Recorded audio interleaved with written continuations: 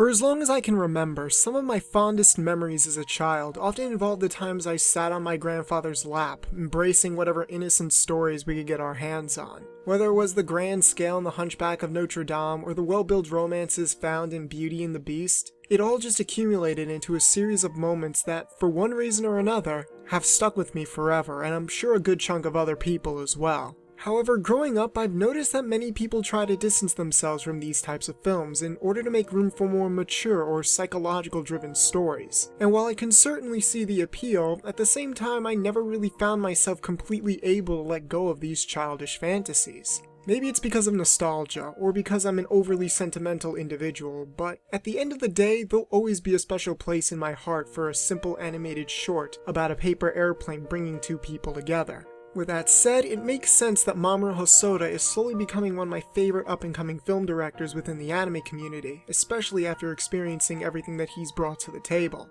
I remember the twists and turns in The Girl Who Leapt Through Time, which played with the simple idea that time itself is a fleeting concept. I remember the gorgeous animation of Summer Wars, which never ceased to fill me with excitement while also talking about the importance of family. And then, I remember his latest film. The case of Ami and Yuki wolf children starts out following the everyday life of a young college student named Hana, who takes note of a young man who almost seems out of place as he diligently takes notes during lectures. She then approaches him and the two end up forming a very genuine bond, but before they can take a step forward, let's just say that Hana must become exposed to a very shocking realization. I'm looking, okay?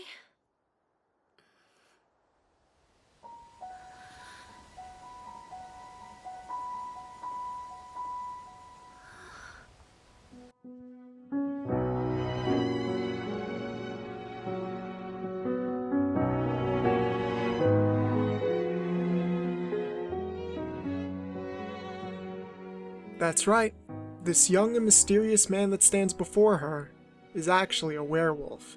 However, young and in love, Hana doesn't let this bother her, and the two finally decide to take their relationship to the next level.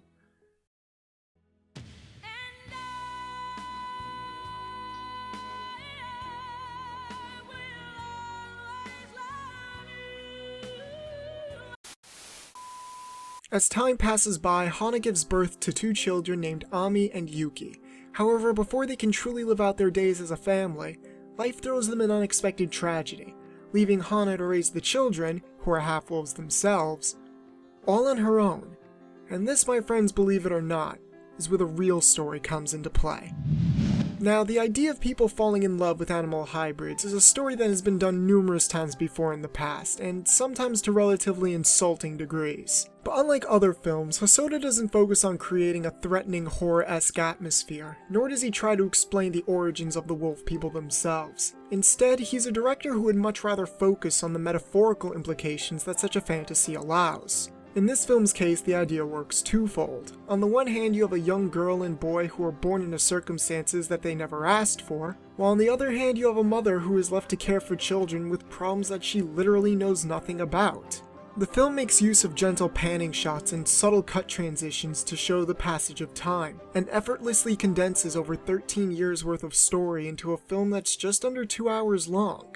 Not a single moment feels wasted as we become exposed to the simple experiences that allow each character to follow their own compelling arc, which just ends up pulling the family as a whole in different ways. The wolf children themselves can be seen as polar opposites of each other, yet despite Ami's timid nature and Yuki's tireless disposition, neither personality feels overstated or exaggerated. Whether it be struggling to fit in at school or desperately trying to figure out how the world works through a surrogate father figure, both characters go through many of the trials that most children naturally face at some point in their lives, even if the paths they walk lead them to completely different destinations.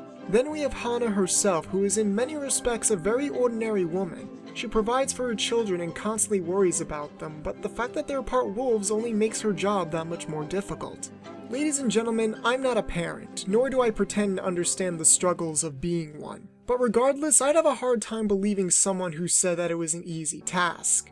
It's work, and worst of all, you don't even get paid for it. But in essence, that's exactly what makes Hana's struggle so captivating to watch. One of the most memorable moments in the film involves Hana debating on whether or not she should take her sick daughter to a doctor or a vet. And while this scene was funny in its own right, it also perfectly encapsulated her predicament.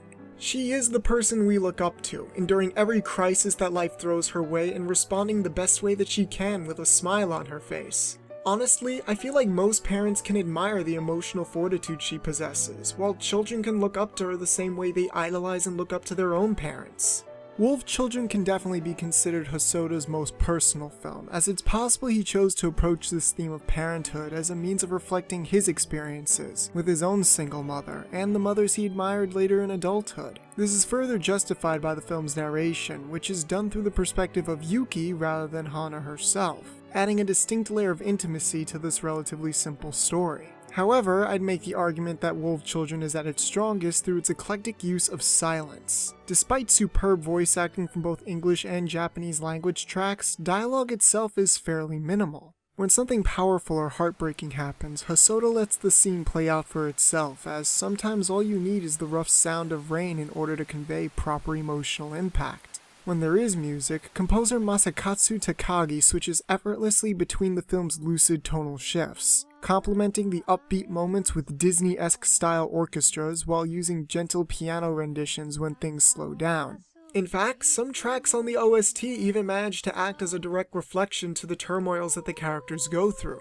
As a point of reference, if you were to look up the lyrics to the song that's playing right now, you'll find that it's actually a lullaby sung by a mother's perspective, as she laments the idea of her kids eventually growing up and leaving her. Much like Hosoda's other films, Wolf Children was produced by Studio Madhouse, who animated the film with a very soft, almost pastel color palette. The hand-drawn character designs might turn some people away due to their uneven simplicity and overall lack of detail, but personally I think it works in this context since it helps give the characters a gentle playfulness, almost as if they were drawn by a child. Then in contrast we have the background art, which is carefully crafted with just enough detail to make the film feel big and immersive, particularly when our characters move to the quiet countryside.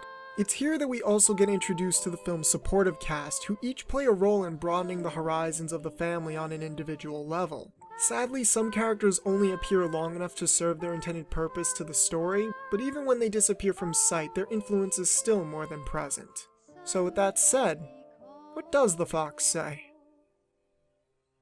And may I ask you one more thing? Do you hate wolves now? No, I think they're pretty cool. I feel the same way.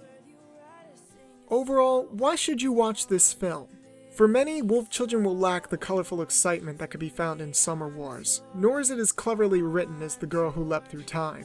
However, as a simple family drama, it honestly couldn't work any better, keeping the story so emotionally grounded that the characters end up becoming believable despite the fantastical circumstances that surround them. It's a story of parenthood as well as childhood, and how a person's identity is chosen as much as it is discovered. Wolf Children tells the tale of two kids who also just happen to be wolves, and how a simple yet determined woman struggles against the odds to raise them. You might not cry your eyes out, or think that it's the best thing ever, but I do think that this is the type of story that can resonate with most. So if this incredibly cheesy video can get at least one more person to watch this great film, then that's good enough for me. Now if you excuse me, I'm gonna go hug my parents and express how fortunate I am. I've been your middleman of controversy, Mr. AJ Cosplay, and till next time.